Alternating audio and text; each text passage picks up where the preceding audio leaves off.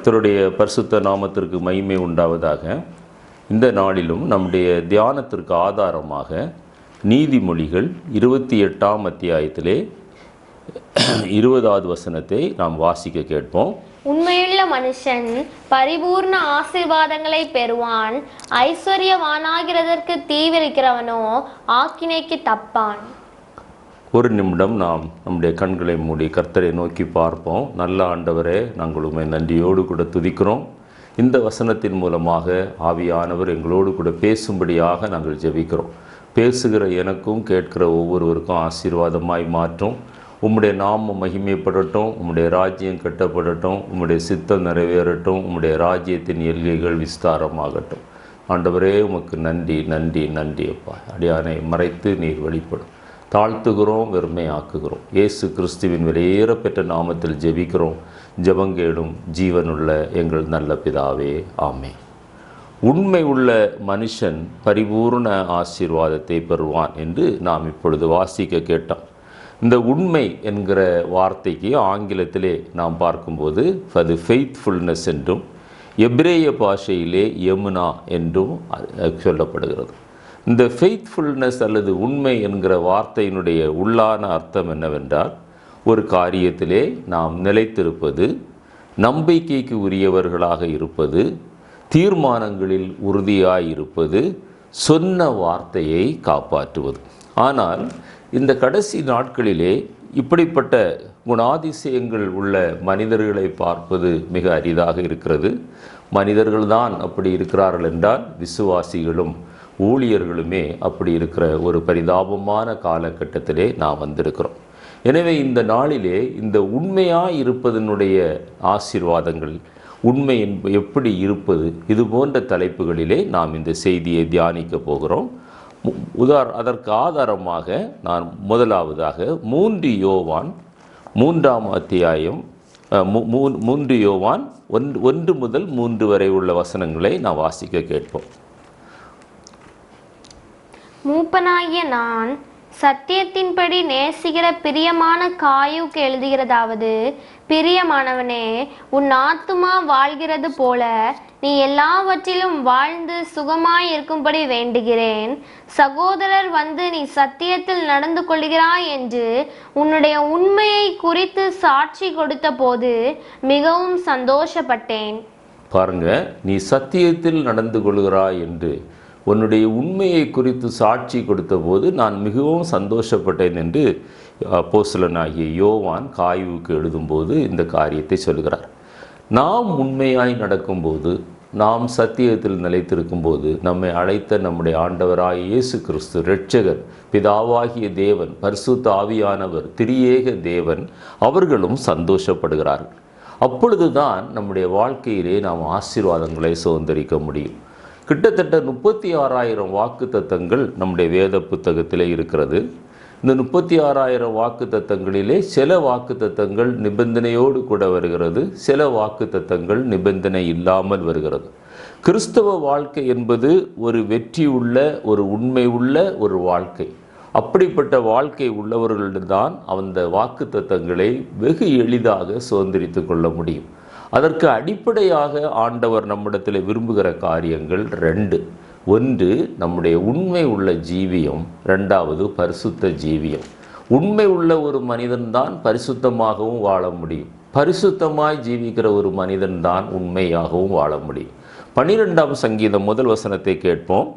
12ஆம் சங்கீதம் முதல் வசனம்.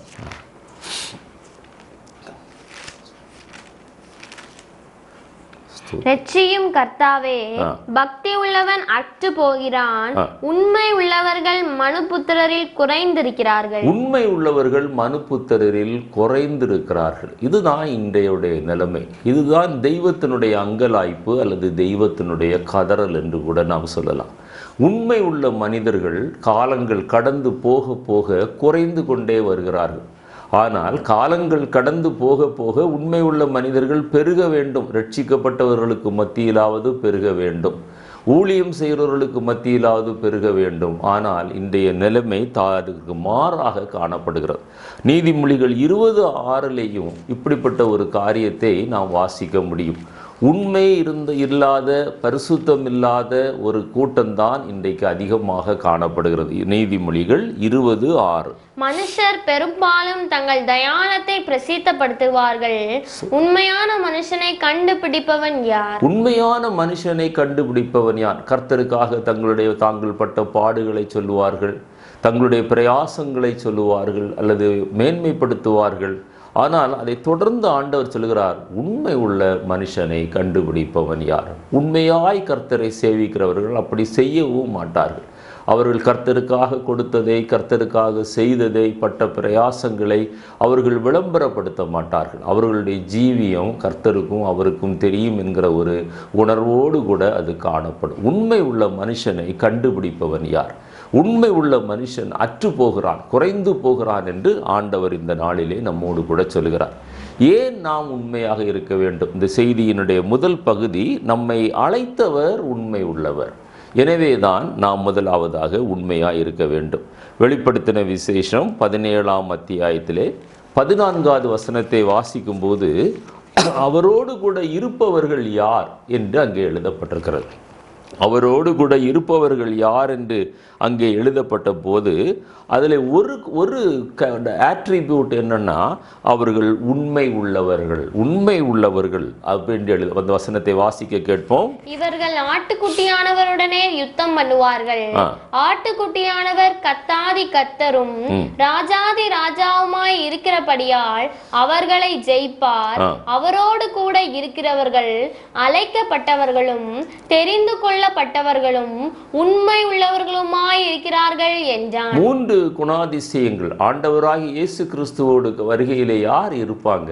யார் அவரோடு கூட பரலோகத்தில் இருப்பாங்க? அழைக்கப்பட்டவர்கள், தெரிந்து கொள்ளப்பட்டவர்கள். இந்த 2 டெஸ்ட்டையும் நம்ம பாஸ் பண்ணிடலாம். ஆனால் உண்மை உள்ளவர்களாக இருப்பார்கள். அந்த 3வது கடினமானது.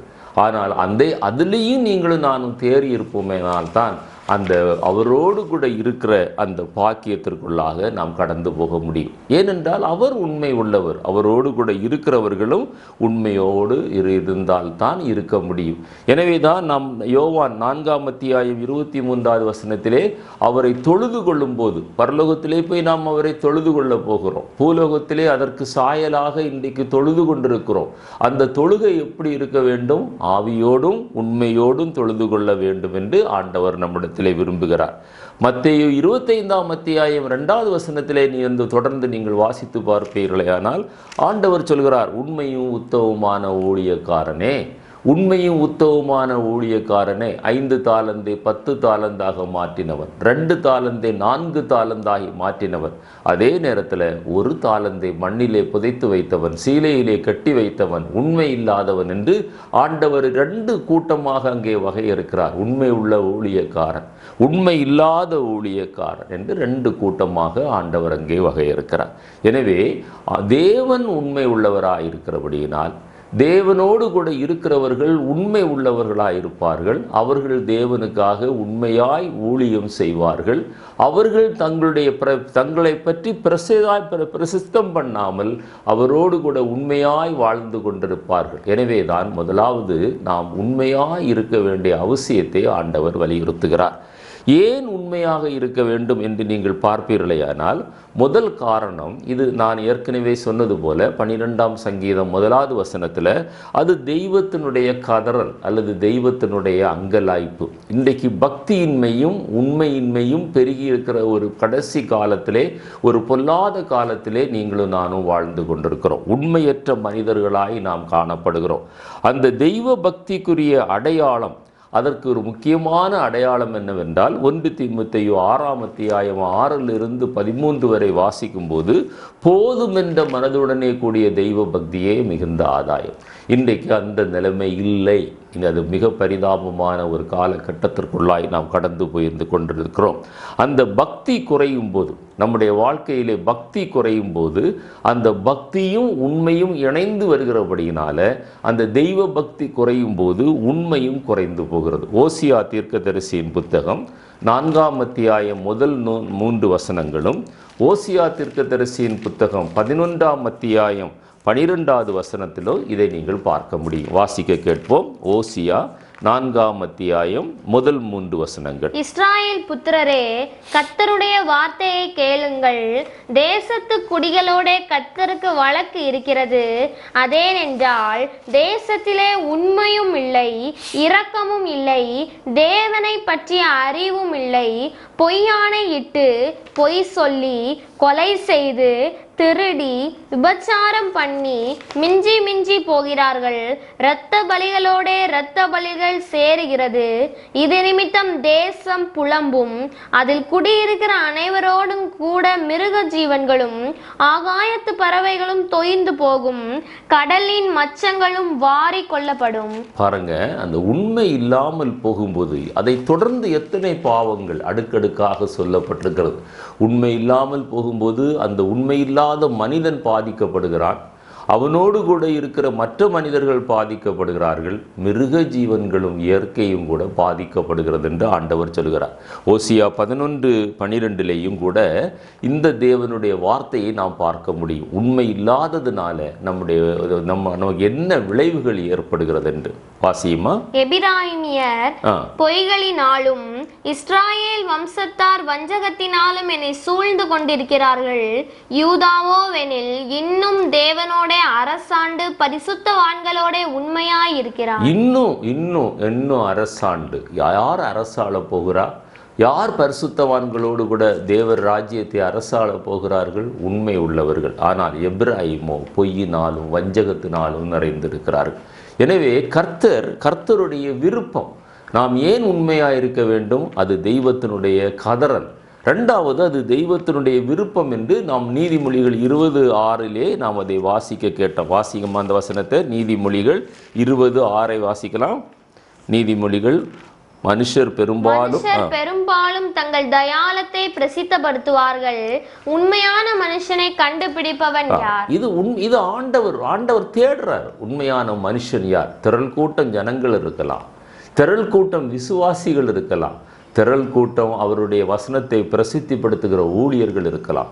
ஆனால் ஆண்டவர் தேடுவது உண்மையான ஒரு மனிதனை, உண்மையான ஒரு விசுவாசியை, உண்மையான ஒரு ஊழியக்காரரை. மூன்றாவதாக, ஊழியம் செய்வதற்கு ஒரு தகுதி என்று நாம் பார்ப்போமேயானால் 1 தீமோத்தேயு 1:12 அங்கே உண்மை உள்ள ஒரு மனிதன்தான் கர்த்தருக்கென்று ஊழியம் செய்ய முடியும்.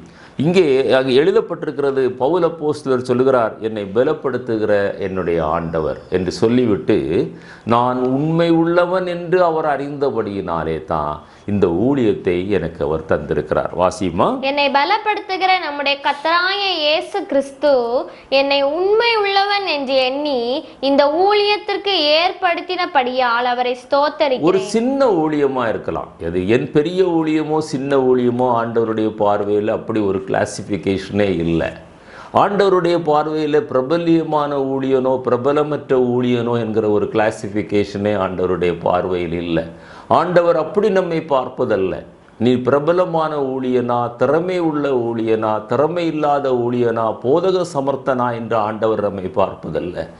உண்மை உள்ள ஊழியனா, நீ உண்மை உள்ள ஊழியனா என்று ஆண்டவர் பார்க்கிறார். எனவே நம்முடைய வாழ்க்கையில் உண்மை இருந்தால் தான் நம்ம செய்கிற ஊழியத்தை ஆண்டவர் அங்கீகரிப்பார். இந்த உலகத்தில் அங்கீகரிப்பு இல்லாமல் இருக்கலாம், இந்த உலகத்தில் உதாசீனம் பண்ணப்படலாம். ஆனால் கர்த்தர் பார்ப்பது உண்மை உள்ள ஊழியக்காரன். நான்காவதாக, உண்மை உள்ள ஒரு மனிதன் மேலே தேவனுடைய கரிசனை இருக்கும். அந்த கரிசனை இருக்கிறபடியினால தான் அவன் ஆசீர்வாதங்களை பெறுகிறான். அதைத்தான் நம்ம ஆரம்ப வசனத்திலே நாம் வாசித்தோம். உண்மை உள்ள மனிதன் பரிபூர்ண ஆசீர்வாதங்களை அவன் பெறுகிறான் என்று. ஐந்தாவதாக, உண்மை உள்ள ஒரு மனிதனுடைய வாழ்க்கையில் தேவனுடைய இரக்கம் கிடைக்கும், தேவனுடைய கிருபை கிடைக்கும். சங்கீதம் 89:24 வாசிக்க கேட்போம். சங்கீதம் 89:24. என் உண்மையும் என் கிருபையும் அவனோடு இருக்கும், என் நாமத்தினால் அவன் கொம்பு உயரும். பாருங்க, இந்த 2 வார்த்தையும் இணைந்து வருகிறது. என் உண்மையும் என் உண்மையும் என் கிருபையும் அவனோடு கூட இருக்கும், அவனுடைய கொம்பு உயரும். இங்கே கொம்பை உடைக்கிறதற்கு அநேகர் ட்ரை பண்ணுவாங்க, அநேகர் கொம்பை வளர விடாமல் ட்ரை பண்ணுவாங்க. ஆனால் ஒரு நாள் உண்மை உள்ள ஊழியக்காரனோடு கூட தேவனுடைய கிருபை இருக்கிறபடினால அவனுடைய கொம்பு உயரும். அதே சங்கீதத்தில் பிறகு வரும்போது 100ஆம் சங்கீதத்தில் 5வது வசனத்தில் வாசிக்கும்போது, கர்த்தர் நல்லவர், அவர் கிருபை என்றும் உள்ளது, அவருடைய உண்மை தலைமுறை தலைமுறைக்கும் உள்ளது. பாருங்க, உண்மை இருந்தால் தான் கிருபை இருக்கும். தலைமுறை தலைமுறையாய், சந்ததி சந்ததியாய் ஆசீர்வதிக்கப்பட வேண்டும் என்றால், நாம் செய்கிற ஊழியம் ஆசீர்வதிக்கப்பட வேண்டும் என்றால், நம்முடைய குடும்பம் ஆசீர்வதிக்கப்பட வேண்டும் என்றால் அந்த உண்மையை ஆண்டவர் எதிர்பார்க்கிறார். 1 கொரிந்தியர் 7:25 அந்த வசனத்திடமா பவுல் அப்போஸ்தலர் சொல்கிறார், நான் உண்மை உள்ளவனாய் இருக்கிறதற்கு கர்த்தரால் இரக்கம் பெற்றேன். நம்முடைய வாழ்க்கையில் அதை நம்ம வாஞ்சிக்கணும். ஆண்டவரே எனக்கு அதை தாரும் இதை தாரும் என்று கேட்பதை விட, ஆண்டவரே கடைசி பரியந்தம் என்னுடைய மூச்சு என்னை விட்டு பிரியும் வரை நான் உமக்கு உண்மை உள்ளவனாய் இருக்க வேண்டும், நான் பரிசுத்தம் உள்ளவனாய் இருக்க வேண்டும், நான் இந்த உலகத்தின் ஆசா பாசங்களிலே இச்சைகளிலே சிக்கி விடாதபடி நீர் என்னை பாதுகாக்க வேண்டும் என்று நாம் ஜெபிப்பதை ஆண்டவர் விரும்புகிறார். வாசியமா அந்த வசனத்தை. கன்னிகைகளை குறித்து கர்த்தரால் எனக்கு கட்டளை இல்லை, ஆகிலும் நான் உண்மை உள்ளவனாய் இருக்கிறதற்கு கர்த்தரால் இரக்கம் பெற்று. நான் உண்மை உள்ளவனாய் இருப்பதற்கு கர்த்தரால் இரக்கம் பெற்றேன். எத்தனை பேருடைய ஜெபம் அப்படி இருக்கிறது? ஆண்டவரே என்னை உண்மை உள்ளவனாய் மாற்றும், அந்த இரக்கத்தின்படி எனக்கு அந்த உண்மையை தாரும். வாசியமா தொடர்ந்து. என் அபிப்பிராயத்தை தெரியப்படுத்துகிறேன். பாருங்க, உண்மை உள்ளவனாய் இருப்பதற்கு நான் இரக்கம் பெற்றேன். நீதிமொழிகள் 3ஆம் அத்தியாயம் 9-10 வசனங்களில் வாசிக்கும் போது நம்ம உண்மையை நம்ம வெளிப்படுத்துவதற்கு இன்னொரு வழி என்னவென்றால், கர்த்தரிடத்திலிருந்து இரக்கம் பெறுவதற்கு, கிருபை பெறுவதற்கு ஒரு வழி என்னவென்றால், நம்முடைய நீதிமொழிகள் 3ஆம் அத்தியாயம் 9-10 நம்ம தசம பாகங்கள் காணிக்கைகளை கர்த்தருக்கு செலுத்துவதில் நீங்களும் நானும் உண்மை உள்ளவர்களாக இருக்க வேண்டும். இன்றைக்கு தவறான போதனைகள் மலிந்து கிடைக்கிறது. தசம பாகம் அது பழைய ஏற்பாட்டு உபதேசம், அது புதிய ஏற்பாட்டுக்கு உரியதல்ல. நீங்கள் சபைகளுக்கு கொடுக்க வேண்டாம், எங்களுக்கு தாங்கள் என்று கேட்கிற உண்மையற்ற ஊழியர்கள் இன்றைக்கு மலிந்திருக்கிற காலகட்டம். கொடுக்க வேண்டாம் என்று மக்களை திசை திருப்புகிற உண்மை இல்லாத ஊழியர்களும் விசுவாசிகளும் அழிந்திருக்கிற ஒரு காலகட்டம். ஆனால் வேதம் என்ன சொல்லுகிறது? உன்னுடைய விளைவின் முதற்பலனாலும் உன் பொருளாலும் நீ உண்மையாய் கர்த்தருக்கு நீ ஊழியம் செய்ய வேண்டும். வாசியம்மா. உன் பொருளாலும் உன் எல்லா விளைவின் முதற் பலனாலும் கர்த்தரை கனம் பண்ணு, அப்பொழுது உன் களஞ்சியங்கள் பூரணமாய் நிரம்பும், உன் ஆலைகளில் திராட்சரசம் புரண்டோடும். உண்மை ஆண்டவருக்கு கொடுப்பது உண்மை உள்ளவர்களாயிருக்க ஆண்டவர் விரும்புகிறார். எபிரேயர் 13ஆம் அத்தியாயத்தில் 5வது வசனம், யார் இந்த பண விஷயத்தில் உண்மை இல்லாதவர்களாக இருக்கிறாங்க? ஆண்டவருக்கு கொடுப்பதில் ஏன் அவர்கள் ஆண்டவருக்கு கொடுக்க முடியல, ஏன் அவர்கள் கொடுக்காமல் இருக்கிறார்கள் என்றால், அவர்களுடைய வாழ்க்கையில் அறிந்தோ அறியாமலோ பண ஆசை உள்ளவர்களாக இருக்கிறார்கள். தங்களுக்கென்று சேர்த்து வைக்க வேண்டும் என்று, தேவைக்கு அதிகமாக சேர்த்து வைக்க வேண்டும் என்று விரும்புகிறபடினால கர்த்தருக்கு கொடுக்காமல் அவர்கள் சேர்த்து வைக்கிறார்கள். வாசிங்கம்மா. நீங்கள் பண ஆசை இல்லாதவர்களாய் நடந்து உங்களுக்கு இருக்கிறவைகள் போதும் என்று எண்ணுங்கள். நான் உன்னை விட்டு விலகுவதும் இல்லை, உன்னை கைவிடுவதும் இல்லை என்று அவர் சொல்லி இருக்கிறாரே. இதை நம்முடைய ஆட்கள் என்ன செய்வாங்கன்னா, இந்த வசனத்தினுடைய 2வது பகுதியை எடுத்துக்கொள்வார்கள். நான் உன்னை விட்டு விலகுவதும் இல்லை, உன்னை விட்டு கைவிடுவதும் இல்லை. ஆனால் முதல் பகுதி நம்ம 1 தீமோத்தேயுவில் வாசித்தது போல, போதுமென்ற மனது, போதுமென்ற மனது, கர்த்தருக்கு கொடுக்காமல், கர்த்தருக்குரியதை கர்த்தருக்கு கொடுக்காமல் அதுவும் நமக்கு வேண்டும் என்கிற பண ஆசை நம்மிடத்தில் இருக்குமேயானால் நீங்களும் நானும் உண்மையற்றவர்களாக இருக்கிறோம் என்று ஆவியானவர் சொல்கிறார். எனவே அப்படிப்பட்ட ஒரு தீங்கான காரியம் நம்முடைய வாழ்க்கையிலே வராதபடி பாதுகாக்க வேண்டும். அடுத்ததாக, ஏன் நாம் உண்மையாக இருக்க வேண்டும்? இது தேவனுடைய கட்டளை. வெளிப்படுத்தின விசேஷம் 2:10 நாம் ஏற்கனவே வாசித்தோம். அவரோடு அவரோடு கூட இருக்கிறவர்கள் அவர்கள் உண்மை உள்ளவர்களாக இருக்கிறார்கள். அந்த ஒரு நீ மரண பரியந்தம் நீ உண்மையாயிரு. அந்த சிம்மர்னா சபைக்கு எழுதும்போது ஆண்டவர் சொல்றார், நீ மரண பரியந்தம் நீ உண்மையாயிரு. அந்த வசனத்தை வாசியுமா? நீ படப்போகிற பாடுகளை குறித்து எவ்வளவும் பயப்படாதே. இதோ நீங்கள் சோதிக்கப்படும் பொருட்டாக பிசாசானவன் உங்களில் சிலரை காவலில் போடுவான். 10 நாள் உபத்திரவப்படுவீர்கள். ஆகிலும் நீ மரண பரியந்தம் உண்மையாயிரு. அப்பொழுது ஜீவ கிரீடத்தை உனக்கு தருவேன். அப்பொழுது ஜீவ கிரீடத்தை உனக்கு தருவேன். உண்மை உள்ள ஒரு மனிதன் தான் பரிபூர்ண ஆசீர்வாதத்தை பெறுவான். அந்த பரிபூர்ண ஆசீர்வாதத்தில் ஆவிக்குரிய பரிபூர்ணம் என்ன? நீங்களும் நானும் கிரீடம் சூட்டி ஆண்டவரால் கனப்படுத்தப்பட வேண்டும். நீ மரண பரியந்த உண்மையாயிரு, அப்பொழுது நான் உனக்கு ஜீவ கிரீடத்தை தருவேன் என்று ஆண்டவர் சொல்கிறார். உண்மை உள்ள மனிதன் அவனுக்கு தான் ஆண்டவர் அந்த ஜீவ கிரீடத்தை வைத்திருக்கிறார். இந்த செய்தியின் 3வது பகுதியாக எந்தெந்த காரியங்களில் நாம் உண்மை உள்ளவர்களாக இருக்க வேண்டும். பத்சபாளிடத்தில் தாவீது பாவம் செய்தபோது ஆண்டவர் அந்த நாத்தான் தீர்க்கதரிசியின் மூலமாக அவனுடைய குற்றத்தை சுட்டி காட்டிய போது தாவீது தன்னுடைய குற்றத்தை உணர்ந்து கொண்டு பாவ மன்னிப்பு கேட்டு எழுதின சங்கீதம் தான் 51வது சங்கீதம். அந்த 51ஆம் சங்கீதத்தில் 6வது வசனத்தை நாம் இப்பொழுது வாசிக்க கேட்போம்.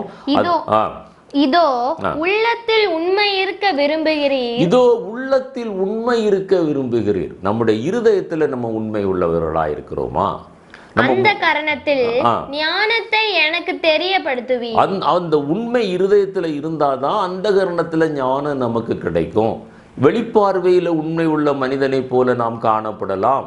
ஆனால் இருதயத்தில் உண்மை உள்ளவனாய் நீங்களும் நானும் காணப்படுகிறோமா? உதாரணமாக ஆபிரகாமுடைய வாழ்க்கையை எடுத்துக்கொள்ளுங்க. ஆபிரகாமை அழைத்த போது ஆண்டவரை உண்மையாய் ஆண்டவரை அவர் பின்பற்றுகிறதை நாம் பார்க்க முடியும். அந்த கல்தேயருடைய பட்டணத்தை விட்டு அவர் புறப்பட்டு வருகிறார். அதை நெகேமியாவின் புத்தகம் 9ஆம் அத்தியாயம் 7-8 வசனங்களை வாசிக்கும் போது, ஆபிரகாமை தெரிந்து கொண்டு கல்தேயரின் பட்டணமாகிய ஊர் என்ற இடத்திலிருந்து புறப்பட பண்ணின ஆபிரகாம் என்று பெயரிட்டு அவன் இருதயத்தை உமக்கு முன்பாக உண்மை உள்ளதாக கண்டு, அந்த இருதயத்தை உண்மை உள்ளதாக கண்டுதான் ஆபிரகாமை அந்த கல்தேயருடைய பட்டணத்திலிருந்து தன்னுடைய ஜாதியாக தன்னுடைய ஜனமாக தான் தெரிந்து கொண்ட ஒரு கோத்திரமாக மாற்றுவதற்கு ஆபிரகாமை ஆண்டவர் அழைக்கிறார். ஆனால் அந்த ஆபிரகாமோடு அழைத்து அவர் என்ன செய்கிறாரு? உண்மை உள்ள மனிதன் என்பதனால தான் அவரோடு கூட ஒரு உடன்படிக்கை பண்ணி அவருடைய வார்த்தையை ஆபிரகாமுடைய வாழ்க்கையில் நிறைவேற்றி அவனுக்கு ஆசீர்வாதத்தை கொடுத்து ஆபிரகாம் மூலமாக உலகத்தை ஆசீர்வதிக்க விரும்பி, அப்படிப்பட்ட ஒரு நீதி உள்ள தேவன் தான் நீங்களும் நானும் ஆராதிக்கிற தேவன். வாசியம்மா. ஆபிரகாமை தெரிந்து கொண்டு அவனை ஊர் என்னும் கல்தேயரின் பட்டணத்திலிருந்து புறப்பட பண்ணி அவனுக்கு ஆபிரகாம் என்னும் பெயரிட்ட தேவனாகிய கர்த்தர் நீர் அவன் இருதயத்தை உமக்கு முன்பாக உண்மை உள்ளதாக கண்டு கானானியர், ஏத்தியர், எமோரியர், பெரிசியர், எபூசியர், கிர்காசியருடைய தேசத்தை அவன் சந்ததிக்கு கொடுக்கும்படி அவனோடு உடன்படிக்கை பண்ணி உம்முடைய வார்த்தைகளை நிறைவேற்றினீர். நீர் நீதி உள்ளவர். நீர் நீதி உள்ள தேவன். பாருங்க, எவ்வளவு பெரிய ஒரு விட்னஸ் பாருங்க. இருதயத்தில் அவன் உண்மை உள்ளவன் என்று கண்டு. நம்முடைய இருதயத்தில் உண்மை இருக்கிறதா? நம்முடைய மனசாட்சி நம்மை குற்றப்படுத்தாமல் நான் உண்மை உள்ள இருதயத்தோடு வாழுகிறேன் என்று சொல்ல முடியுமா? ஆண்டவர் விரும்புகிறார் நம்முடைய இருதயத்தில் உண்மை. ஆபிரகாம் 12ஆம் அத்தியாயத்தில் ஆபிரகாம் கீழ்ப்படிந்து வருகிறார். ஆனால் அதே ஆபிரகாம் பாருங்க, அந்த 12ஆம் அத்தியாயம் 10வது வசனத்திற்கு வரும்போது அங்கே பஞ்சம் ஏற்பட்ட போது அழைத்த அழைப்பை மறந்து அங்கே அவர் பின்வாங்கி போகிறதை பார்க்கிறோம். அவர் எங்கே போகிறாரு? பஞ்சம் வந்தபோது அவர் எகிப்திற்கு திரும்பி போகிறார். ஆனால் ஆண்டவர் அவரை அழைத்தது கானானுக்கு நேராய். இது போன்ற உண்மையற்ற காரியங்கள் நம்முடைய வாழ்க்கையிலே, தேவனுக்கு திட்டங்களுக்கு தேவனுடைய சித்தத்திற்கு விரோதமான காரியங்கள் நம்முடைய வாழ்க்கையிலே நடந்து கொண்டிருக்கலாம். ஆனால் ஆபிரகாமுடைய வாழ்க்கையிலே நடந்த, தாவீதுடைய வாழ்க்கையிலே நடந்தது போல ஆபிரகாமுடைய வாழ்க்கையிலும் தவறு நடந்தது பின்வாங்கின போது.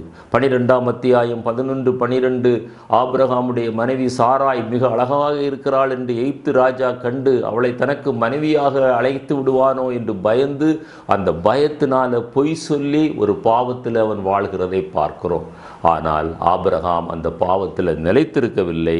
13ஆம் அத்தியாயம் 4வது வசனத்தில் வரும்போது தான் உண்மையிலிருந்து விலகினதை அவர் உணர்ந்து கொண்டு தன்னுடைய தவறை உணர்ந்து ஒரு பலிபீடத்தை கட்டி தேவனை தொழுது கொண்டு தேவனோடு கூட தன்னுடைய இருதயத்தில் மீண்டும் உண்மை உள்ள மனிதனாக மாறுகிறார். இந்த 2 தாவீதையும் ஆபிரகாமையும் நான் ஏன் சுட்டி காட்டுகிறேன் என்றால், இருதயத்தில் உண்மை உள்ளவர்களாக அவங்க இருந்தாலும் ஒரு காலகட்டத்தில் அவங்க தவறும் போது தங்களுடைய தவறை உணர்ந்து திரும்பவும் தங்களுடைய இருதயத்தில் தேவனுக்கு முன்பாக உண்மை உள்ளவர்களாக வாழ தீர்மானம் எடுத்து அப்படியே வாழ்ந்தார்கள், ஆசீர்வதிக்கப்பட்டார்கள். தாவீதினுடைய வாழ்க்கையில் சமஸ்த இஸ்ரவேலை 40 வருடங்கள் ஆளும்படியான கிருபையை பெற்றார். ஆபிரகாம் ஆசீர்வதிக்கப்பட்டார். ஆபிரகாம் மூலமாக இந்த பூமியில் உள்ள வம்சங்கள் எல்லாம் ஆசீர்வதிக்கப்பட்டது. விசுவாசிகளின் தகப்பன் என்ற பெயரையும் அவர் பெற்றார். 2வதாக இருதயத்தில் உண்மையாய் இருக்க வேண்டும் என்று விரும்புகிற ஆண்டவர் நம்முடைய விசுவாசத்திலும் நாம் உண்மையாய் இருக்க வேண்டும்.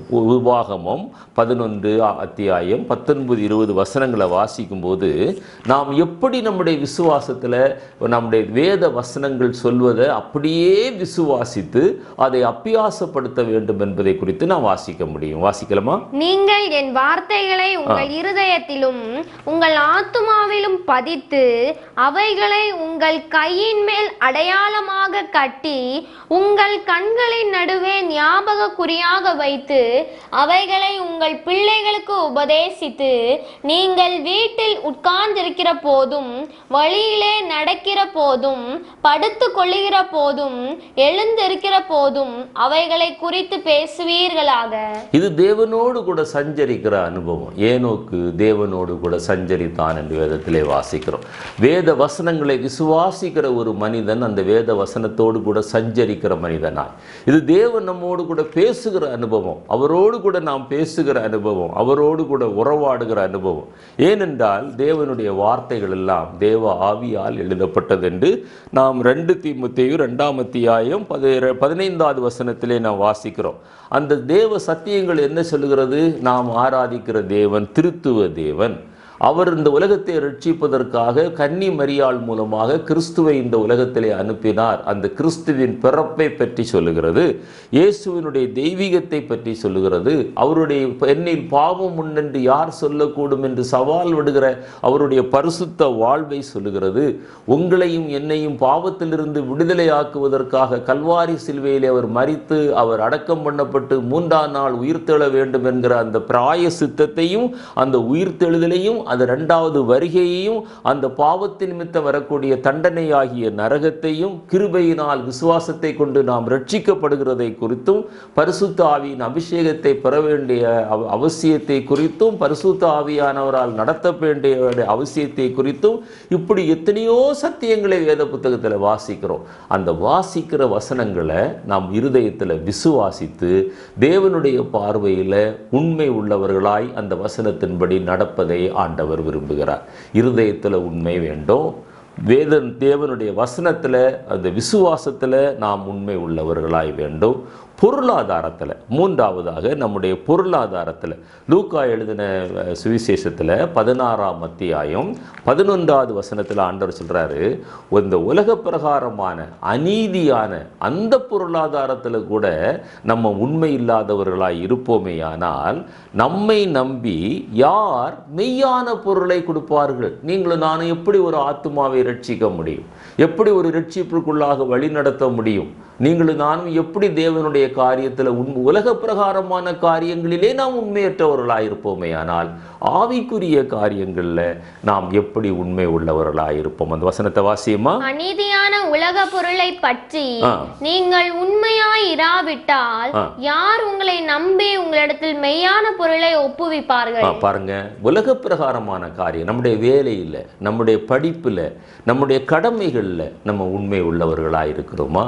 இப்போ ஒரு கணவன் மனைவிக்கு செய்ய வேண்டிய காரியங்கள், மனைவி கணவனுக்கு செய்ய வேண்டிய காரியங்கள், பெற்றோர் பிள்ளைகளுக்கு செய்ய வேண்டிய காரியங்கள், பிள்ளைகள் பெற்றோருக்கு செய்ய வேண்டிய காரியங்கள், வேலை ஸ்தலத்தில் நம்முடைய எஜமானருக்கு நாம் செய்ய வேண்டிய காரியங்கள், இதெல்லாவற்றிலும் நாம் உண்மை உள்ளவர்களாக இருக்கிறோமா? அடுத்ததாக நான்காவதாக சம்பாதிப்பதில் நீங்களும் நானும் உண்மை உள்ளவர்களாக இருக்க வேண்டும். நிறைய வசனங்கள் அங்கே சுட்டி காட்டப்படுகிறது. உதாரணமாக நீதிமொழிகள் 13:11 வாசிக்கும்போது, வஞ்சனையாய் தேடின பொருள் குறைந்து போகும். தவறான வழியில் நம்ம பொருட்களை ஆதாயப்படுத்துகிறோமா? நீதிமொழிகள் 11ஆம் அத்தியாயம் 1வது வசனமும் 20வது வசனமும் சொல்கிறது, கள்ளத்திராசு கர்த்தருக்கு அருவருப்பானது, மாறுபாடு உள்ள இருதயம் கர்த்தருக்கு அருவருப்பானது. சொன்ன வார்த்தையில் உண்மையாக இருக்கிறோமா? அல்லது மற்ற காரியங்களில் உண்மையாக இருக்கிறோமா? இன்றைக்கு நீங்களும் நானும் திராசு வைத்து நிறுத்துவ வேலைகள் செய்வதில்லை. ஆனால் அது எதை குறிக்கிறது? நம்முடைய நேர்மையை குறிக்கிறது. நம்முடைய நேர்மை குறை சொல்லப்படாத நேர்மையாய் காணப்படுகிறதா? ஓசியா அந்த மாறுபாடு உள்ள இருதயம், ஒன்றை சொல்லுகிறோம் சொல்லவில்லை என்று சொல்லுகிறோம், சொன்ன வார்த்தையை காப்பாற்றவில்லை, அதை பற்றி நம்ம வருத்தப்படுவதாகவே தெரியல. ஆண்டவரிடத்தில் நம்ம உண்மையை பற்றி நாம் பேச முடியுமா? ஆனால் உண்மையை பற்றி நாம் ஆண்டவர் இதெல்லாம் பார்த்து கொண்டிருக்கிறார் அல்லவா? என்னை கேட்டுக்கொண்டிருக்கிற அருமையான தேவனுடைய பிள்ளையே, ஓசியா 12:7 வாசித்து பாருங்க. தீவினை செய்வது மூடனுக்கு விளையாட்டு. அநேகர் ஆவிக்குரிய விளையாட்டு விளையாடி கொண்டிருக்கிறார்கள்.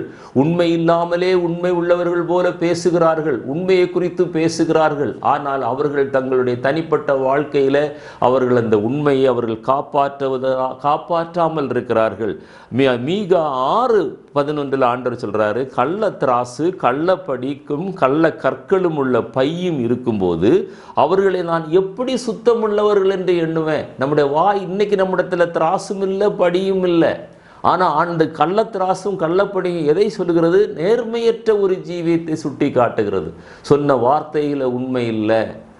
இத்தனை மணிக்கு நான் ஒரு இடத்துல வருவேன்னா நம்ம போகல, இந்த காரியத்தை நான் செய்வேன்னா நம்ம செய்யலை. ஆண்டவர் சொல்றாரு, எப்படி நான் உங்களை உண்மை உள்ளவர்கள் என்று சுத்தம் உள்ளவர்கள் என்று எண்ணுவேன். பாருங்க, உபாகமம் 25:15 உன் தேவனாகிய கர்த்தர் உனக்கு கொடுக்கும் தேசத்தில் உன் நாட்கள் நீடித்திருக்கும்படி குறையற்ற சுமுத்திரையான நிறைகல்லும் குறையாத சுமுத்திரையான படியும் உன்னிடத்தில் இருக்க வேண்டும். இன்னைக்கு நீங்களும் நானும் நிறைக்கல்லும் நிறைப்படியும் வைத்துட்டு வாழ்க்கை வாழவில்லை. இது அந்த காலகட்டத்தில் எழுதப்பட்டது. ஆனால் இன்றைக்கு அதனுடைய அர்த்தம் என்ன? நம்முடைய வாயின் வார்த்தையில் உண்மை இருக்க வேண்டும், நம்முடைய செயலில் உண்மை இருக்க வேண்டும், நம்முடைய பங்க்சுவாலிட்டியில் உண்மை இருக்க வேண்டும், நம்முடைய ஊழியத்தில் உண்மை இருக்க வேண்டும், நம்ம சம்பாதிப்பதில் உண்மை இருக்க வேண்டும் என்று ஆவியானவர் விரும்புகிறார். ஐந்தாவதாக, ஆண்டவர் கொடுத்த அந்த பணத்தை நாம் செலவழிப்பதிலேயும் நாம் உண்மை உள்ளவர்களாக இருக்க வேண்டும். நீதிமொழிகள் 3ஆம் அத்தியாயம் 9-10 வசனங்களை நாம் வாசிக்க கேட்போம். நீதிமொழிகள் 3ஆம் அத்தியாயம் 9-10 வசனங்களை நாம் வாசிக்க கேட்கலாம். உன் பொருளாலும் உன் எல்லா விளைவின் முதல் பலனாலும் கர்த்தரை கனம் பண்ணு, அப்பொழுது உன் களஞ்சியங்கள் பூரணமாய் நிரம்பும், உன் ஆலைகளில் திராட்சரசம் புரண்டோடும். அப்போ பாருங்க, நம்முடைய பணத்தை செலவழிப்பதில் முதலாவது கர்த்தருக்குரியதை கர்த்தருக்கு கொடுக்கணும். கர்த்தரை கனம் பண்ணிட்டு தான் நம்முடைய செலவுகள் ஆரம்பமாகணும். நீங்கள் அதை செய்து பாருங்க, நீங்கள் ஆசீர்வதிக்கப்படுவீங்க. நீதிமொழிகள் 22:7 சொல்லுகிறது, அப்படி கனம் பண்ணாத ஐஸ்வர்யவான் அவன் தரித்திரனாய் மாறுவான். ஐஸ்வர்யவானை தரித்திரன் ஆளுகை செய்கிறது போல ஒரு சிச்சுவேஷன் வரும். கடன் வாங்கினவன் கடன் கொடுத்தவனுக்கு கடன் வாங்குகிற ஒரு நிலைமைக்கு நம்ம செல்லுவோம். கடன் கொடுத்தவனுக்கு அடிமையாக மாறுவோம். இப்படிப்பட்ட நிலைமைக்கு நாம் செல்லாது இருக்கும்படியாகத்தான் நம்ம சம்பாதிப்பதிலையும் உண்மையாக இருந்தால் போதாது, அந்த சம்பாதித்த பணத்தில் நாம் செலவழிப்பதிலும் உண்மை உள்ளவர்களாக இருக்க வேண்டும். கர்த்தருக்கு கொடுக்க வேண்டியதை கர்த்தருக்கு கொடுக்க பழகணும். 1 தீமோத்தேயு 6ஆம் அத்தியாயம் 6வது வசனம், நான் திரும்ப திரும்ப சொன்ன வசனம், போதும் என்ற மனதுடனே கூடிய தெய்வ பக்தி. எபிரேயர் 13:5 வாசித்தோம், பண ஆசை இல்லாதவர்களாக இருந்து. அப்போது அந்த போதும் என்ற மனது வரணும்னா பண ஆசை இருக்கக்கூடாது. பண ஆசை இருந்தால் கர்த்தருக்குரியதை கர்த்தருக்கு என்று நாம் கொடுக்க முடியாது. அப்படிப்பட்டவர்களைத்தான் ஆண்டவர் ஆசீர்வதிப்பார். பிலிப்பியர் 4ஆம் அத்தியாயம் 19வது வசனத்தை வாசிக்க கேட்போம். என் தேவன் தம்முடைய ஐஸ்வர்யத்தின்படி உங்கள் குறைவை எல்லாம் கிறிஸ்து இயேசுவுக்குள் மகிமையிலே நிறைவாக்குவார். தேவன் தம்முடைய ஐஸ்வர்யத்தின்படி உங்கள் குறைவை எல்லாம் கிறிஸ்து இயேசுவிற்குள் மகிமையில் நிறைவாக்குவார். அடுத்ததாக 6ஆவதாக, வேலையில் நாம் உண்மை உள்ளவர்களாக இருக்க வேண்டும். நம்ம செய்கிற வேலை, எந்த இடத்துல வேலை செய்தாலும், கல்லூரியில் வேலை செய்யலாம், அல்லது இப்போ ஸ்கூலில் வேலை செய்யலாம், ஒரு பெரிய ஐடி நிறுவனத்தில் வேலை செய்யலாம், அல்லது சாதாரண ஸ்கேவெஞ்சராக இருக்கலாம், வீட்டில் பாத்திரம் விளக்கலாம். எந்த வேலை செய்தாலும் அதில் நீங்களும் நானும் உண்மை உள்ளவர்களாக இருக்க வேண்டும். எபேசியர் 6ஆம் அத்தியாயத்தில் 6வது வசனம் என்ன சொல்கிறது? மனிதரை பிரியப்படுத்துவதற்காக நீங்கள் உண்மை உள்ளவர்களாக இருக்க வேண்டாம், நீங்கள் கிறிஸ்துவின் ஊழியக்காரர் என்கிற உணர்வோடு கூட. இன்றைக்கு நீங்களும் நானும் அழைக்கப்பட்டவர்கள், தெரிந்து கொள்ளப்பட்டவர்கள், கிறிஸ்துவின் ஊழியத்திற்காக தெரிந்து கொள்ளப்பட்ட, அழைக்கப்பட்ட நீங்களும் நானும் ஆண்டவருக்கு ஊழியம் செய்கிறோம் என்கிற உணர்வோடு கூட, கிறிஸ்துவின் ஊழியக்காரர் என்கிற உணர்வோடு கூட நீங்களும் நானும் நம்முடைய அதிகாரிகளுக்கு, நம்முடைய எஜமான்களுக்கு, எஜமாட்டிகளுக்கு கீழ்ப்படிந்து ஊழியம் செய்ய வேண்டும் என்று ஆவியானவர் விரும்புகிறார். இதற்கு மாறான சத்திய வேதத்தில் சொல்லப்படவில்லை. வாசியம்மா, மனுஷருக்கு பிரியமாய் இருக்க விரும்புகிறவர்களாக பார்வைக்கு ஊழியம் செய்யாமல் கிறிஸ்துவின் ஊழியக்காரராக மனப்பூர்வமாய் தேவனுடைய சித்தத்தின்படி செய்யுங்கள். மனப்பூர்வமாய் செய்யுங்க. எந்த வேலையான இந்த வேலை சரியில்லைன்னு சொல்லிட்டு அந்த வேலையை செய்யாமல் இருக்காதீங்க. என்னுடைய எஜமானன் கொடுமையான மனிதன், அவன் நியாயமற்றவன், அவன் அதனால நான் வேலை செய்யலைன்னு சொல்லாதீங்க. அது நம்முடைய வேலை அல்ல. கிறிஸ்துவின் ஊழியக்காரர் என்கிற உணர்வோடு கூட மனப்பூர்வமாய் தேவ சித்தத்திற்கு நம்மை ஒப்பு கொடுத்து ஊழியங்களை, வேலைகளை செய்ய வேண்டும். கொலோசியருக்கு எழுதின நிருபம் 3ஆம் அத்தியாயம் 22வது வசனத்திலையும் பவுல் அப்போஸ்தலர் மூலமாக ஆவியானவர் அதை திரும்பவும் வலியுறுத்துகிறார். வாசியம்மா, வேலைக்காரரே சரீரத்தின்படி உங்கள் எஜமான்களாய் இருக்கிறவர்களுக்கு எல்லா காரியத்திலேயும் கீழ்ப்படிந்து, எல்லா அநீதியான காரியங்களை சொன்னாலும், அவங்க நமக்கு ஒத்துக்கொள்ளாத காரியங்களை சொன்னாலும், நம்மை பாதிக்கிறதான காரியங்களை சொன்னாலும், ஆவியானவர் நமக்கு கற்றுக் கொடுக்கிற பாடம் என்ன? எல்லா காரியங்களிலும் கீழ்ப்படிந்து நீங்கள் மனுஷருக்கு பிரியமாய் இருக்க விரும்புகிறவர்களாக பார்வைக்கு ஊழியம் செய்யாமல் தேவனுக்கு பயப்படுகிறவர்களாக கபடமில்லாத இருதயத்தோட ஊழியம் செய்யுங்கள். கபடமில்லாத இருதயத்தோடு, தேவனுக்கு தெய்வ பயத்தோடு உண்மையாய் ஊழியம் செய்யுங்கள். பாருங்க, 7வதாக ஆண்டவர் என்ன சொல்றாருன்னா, சின்ன சின்ன காரியங்களில் கூட நம்ம உண்மையாக இருக்க வேண்டும். நம்ம இந்த ட்ரிவியல் மேட்டர்ஸ் என்று சொல்லுவோம். பொதுவாக நம்ம ஊர்களில் சொல்லுவாங்க, 1000 பொய் சொல்லியாவது ஒரு திருமணத்தை பண்ணணும்னு சொல்லுவாங்க. அப்போ என்ன அர்த்தம்? ஒரு நல்ல காரியத்தை செய்வதற்கு பொய் சொல்வது தவறல்ல என்று சொல்வார்கள். அப்படி அல்ல. சின்ன சின்ன காரியமாக இருந்தாலும், நீங்கள் எங்கே போனீங்கன்னு கேட்டால், போன இடத்த நம்மளுக்கு சொல்ல முடியாததுனால, இல்லை நான் இங்கே தான் இருந்தேன் அல்லது ஏதாவது ஒரு சொல்லுவோம், அது தவறு இல்லை என்று நாம் நினைப்போம். ஆனால் ஆண்டவர் அப்படி நினைக்கிறது இல்லை.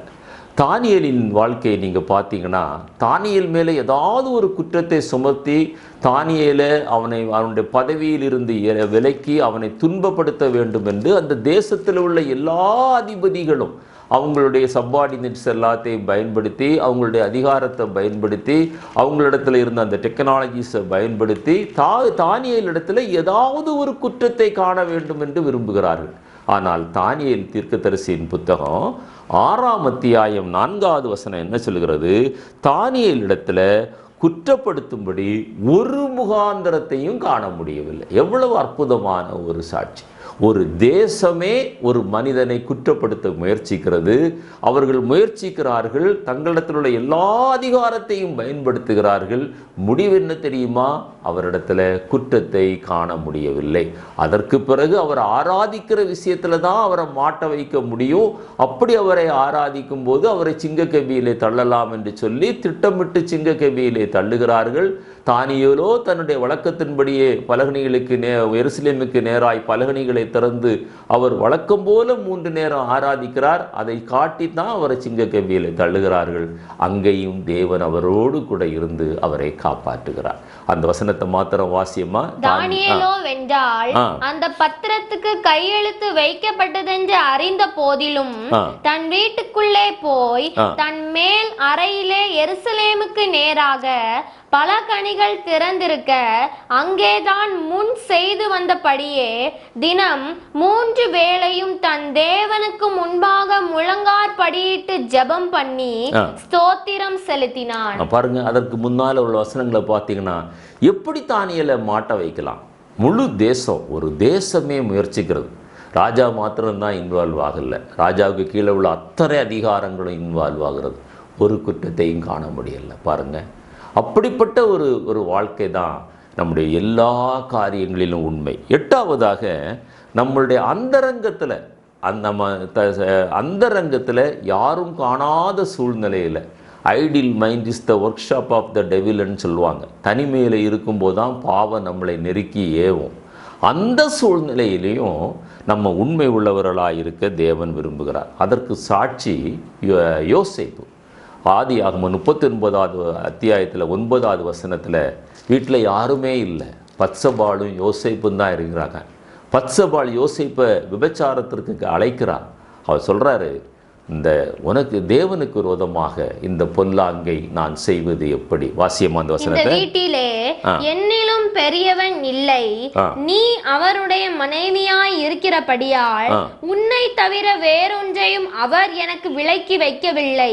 இப்படி இருக்க நான் இத்தனை பெரிய பொல்லாங்குக்கு உடன்பட்டு தேவனுக்கு விரோதமாய் பாவம் செய்வதெப்படி என்றான். பாருங்க, தேவனுக்கு விரோதமாய் இந்த பாவத்தை இந்த உணர்வு நம்மிடத்தில் இருக்கிறதா?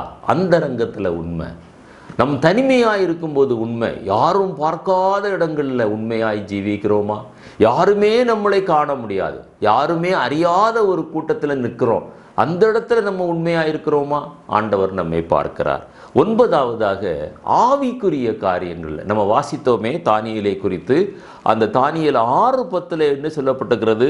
அவன் தன் வழக்கத்தின்படியே எருசலேமுக்கு நேராக தன்னுடைய பலகணிகளை திறந்து அவன் ஜெபம் பண்ணான். அந்த 6:4 குற்றம் சுமத்துவதற்கு முகாந்திரம் தேடுறாங்க. அப்போ தான் அவங்க கன்க்ளூஷனுக்கு வர்றாங்க, ஒரு குற்றத்தையும் காண முடியலப்பா, அவன் ஆராதிக்கிற விஷயத்தில் தான் அவனை மாட்ட முடியும் என்று சொல்கிறாங்க. ஆராதித்தா என்ன நடக்கும்? சிங்கக்கவியில் போகணும். ஆனால் வேதம் என்ன சொல்கிறது? அப்படி சட்டம் இருந்த போதும் தன் வழக்கத்தின்படியே அவர் ஜெபித்தார். நெகேமியா 9:8 நம்ம வாசிக்க கேட்டோம். இருதயத்தில் உண்மை உள்ளவன் என்று கண்டுதான் ஆபிரகாமை ஆண்டவர் அழைத்தார். லூக்கா 16:10 லூக்கா 19:17 ஆண்டவர் உவமைகள் மூலமாக சொல்கிறார், உண்மை உள்ள மனிதனுக்கு ஆண்டவர் என்ன கொடுப்பார் என்று வாசிக்க கேட்போம். கொஞ்சத்திலே உண்மை உள்ளவன் அநேகத்திலும் உண்மை உள்ளவனாய் இருக்கிறான், கொஞ்சத்திலே அநீதி உள்ளவன் அநேகத்திலும் அநீதி உள்ளவனாய் இருக்கிறான். 19:17 வாசியமா? லூக்கா 19:17. எஜமான் அவனை நோக்கி, நல்லது உத்தம ஊழியக்காரனே, நீ கொஞ்சத்தில் உண்மை உள்ளவனாய் இருந்தபடியால் 10 பட்டணங்களுக்கு அதிகாரியாயிரு என்றான். 10 கொஞ்சத்துல உண்மை, கொஞ்சத்துல உண்மை உள்ளவன், உண்மை உள்ள மனிதன் பரிபூர்ண ஆசீர்வாதம். கொஞ்சத்துல உண்மை இருந்தா அநேக ஆசீர்வாதங்கள். பாருங்க, கொஞ்சத்துல உண்மை. ஆண்டவர் கொடுத்த சின்ன ஊழியம், ஆண்டவர் கொடுத்த சின்ன வேலை, ஆண்டவர் கொடுத்த ஒரு சின்ன பொருளாதாரம், அந்த கொஞ்சத்தில் நீங்கள் உண்மையாயிருப்பீர்களே ஆனால், நான் உண்மையாயிருப்பேனேயானால் அநேகத்திற்கு ஆண்டவர் நம்மை அதிகாரியாய் மாற்றுவார். எபிரேயர் 3:2 வசனத்தில் என்ன வாசிக்கிறோம்? மோசே தன்னுடைய வீட்டில் எங்கே உண்மை உள்ளவன். அதே தொடர்ந்து வாசிக்கும்போது இயேசுவானவர் எங்கே உண்மை உள்ளவராயிருந்தார்? பிதாவின் சித்தத்தை நிறைவேற்றுவதில் அவர் உண்மை உள்ளவராயிருந்தார். 10ஆவதாக ஆண்டவர் எதில் எப்படி உண்மையாக இருக்க வேண்டும் என்று விரும்புகிறார்? நம்ம ஏற்கனவே வாசித்தோமே, வெளிப்படுத்தின விசேஷம் 2:10, நீ மரண பரியந்தம் உண்மையாயிரு, அப்பொழுது நான் ஜீவ கிரீடத்தை தருவேன். அதைத்தான் பவுல் அப்போஸ்தலர் தன்னுடைய வாழ்க்கையில சொல்லுகிறார். 2 தீமோத்தேயு 4:7 வசனத்தில், நல்ல போராட்டத்தை நான் போராடினேன், ஓட்டத்தை முடித்தேன், இது முதல் நீதியின் கிரீடம் எனக்காக வைக்கப்பட்டிருக்கிறது. எனக்கு மாத்திரமல்ல, அவருடைய பிரசன்னமாகுதலை விரும்புகிற ஒவ்வொருவருக்காகவும் வைக்கப்பட்டிருக்கிறது. உண்மை உள்ளவர். நல்ல போராட்டமான வாழ்க்கை தான், பல உபத்திரவம் நிறைந்த வாழ்க்கை தான், வேதனை நிறைந்த வாழ்க்கை தான். ஆனால் உண்மை உள்ளவர்களாக இருக்கிறோமா? வாசியமா அந்த வசனத்தை? 2 தீமோத்தேயு 4:7. நல்ல போராட்டத்தை போராடினேன், ஓட்டத்தை முடித்தேன், விசுவாசத்தை காத்து கொண்டேன். இது முதல் நீதியின் கிரீடம் எனக்காக வைக்கப்பட்டிருக்கிறது. நீதியுள்ள நியாயாதிபதியாகிய கர்த்தர் அந்நாளிலே அதை எனக்கு தந்தருளுவார். எனக்கு மாத்திரம் அல்ல, அவர் பிரசன்னமாகுதலை விரும்பும் யாவருக்கும் அதை தந்தருளுவார். பாருங்க, எவ்வளவு அருமையான வாக்கு தத்துவம். ஒரு வாழ்க்கையில நம்முடைய செயல்ல ஆரம்பம் முக்கியம்தான்.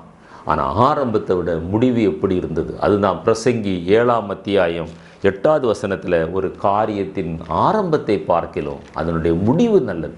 எப்படி நம்முடைய ஓட்டத்தை முடிக்கிறோம், எப்படி நம்முடைய விசுவாச போராட்டத்தை முடிக்கிறோம், அதை ஆண்டவர் பார்க்கிறார். அது முடிக்கும் வரைக்கும் நான் உண்மை உள்ளவனாக இருக்கிறேனா, நான் எடுத்த காரியத்தில் உண்மை உள்ளவனாக இருக்கிறேனா. கிரேக்க தேசத்தில் அந்த உண்மை உள்ள மனிதனை, அந்த வெற்றி பெறுகிற மனிதன் யார் தெரியுமா? தீவட்டியை கையில் கொடுத்து விட்டு ஓட செல்வார்கள். முதல்ல ஓடி வந்தவன் அல்ல ஜெயித்தவன், தீவட்டி அணையாதபடி ஓடி வந்தவன் தான் ஜெயித்தவன். அப்படிப்பட்ட ஒரு அனுபவம் அந்த புத்தி உள்ள கன்னிகையினோட அனுபவம். எண்ணெய் குறைந்து போகாமல் மணவாளன் வரும்போது அந்த புத்தி உள்ள கன்னிகைகள் அந்த விளக்குகளோடு கூட மணவாளனை எதிர்கொண்டு போனார்களே. மற்ற 5 பேரும் பிரயாசப்பட்டவர்கள் தான், அந்த மணவாளன் வருகிற இடம் வரை வந்தவர்கள் தான். இப்பொழுது 5 பேர் அறைக்கு உள்ளே இருக்கிறார்கள், 5 பேர் அறைக்கு வெளியே இருக்கிறார்கள். இடைவெளி 4 அங்குல கதவு தான். பாருங்க, கடைசி பரியந்த உண்மை உள்ளவனாயிரு, கடைசி பரியந்த உண்மை உள்ளவனாயிரு. அந்த வசனத்தை வாசியமா, பிரசங்கி 7:8 வாசிக்கலாம். ஒரு காரியத்தின் துவக்கத்தை பார்க்கிலும் அதன் முடிவு நல்லது, பெருமை உள்ளவனை பார்க்கிலும் பொறுமை உள்ளவன் உத்தமன். பாருங்க, ஒரு காரியத்தின் துவக்கத்தை காட்டிலும் அதனுடைய முடிவு நல்லது. நாம் ஏன் உண்மையாக இருக்க வேண்டும், நாம் ஏன் உண்மையாக இருக்க வேண்டும், எப்படி உண்மையாக இருக்க வேண்டும், எந்தெந்த காரியங்களில் உண்மையாக இருக்க வேண்டும். வசனங்கள் மூலமாக நாம் தியானித்தோம், நம்முடைய வாழ்க்கையில் இதை அபியாசப்படுத்துவோம். நீ மரண பரியந்த உண்மை உள்ளவனாயிரு, அப்பொழுது ஜீவ கிரீடத்தை நான் உனக்கு தருவேன் என்று ஆண்டவர் சொல்கிறார். இந்த செய்தி உங்களுக்கு ஆசீர்வாதமாக இருந்தால் மற்றவர்களுக்கு அறிமுகப்படுத்துங்கள். உங்களுக்காக நாங்கள் தொடர்ந்து ஜெபித்து கொண்டிருக்கிறோம், நீங்களும் எங்களுக்காக ஜெபியுங்கள். உங்களையும் என்னையும் ஆண்டவர் மரண பரியந்தம் உண்மை உள்ளவர்களாய் நடத்தி, உண்மை உள்ளவர்களாய் நாம் வாழ்ந்து ஆண்டவர்களுடைய ஜீவ கிரீடத்தை பெற்றுக்கொள்கிற ஒரு தகுதியை பெற்று பவுல் அப்போஸ்தலரைப் போல நல்ல போராட்டத்தை போராடினேன், ஓட்டத்தை முடித்தேன் என்று ஒரு வெற்றி முழக்கமிடுகிற ஒரு அனுபவத்தை தந்து ஆசீர்வதிப்பாராக. ஆமென்.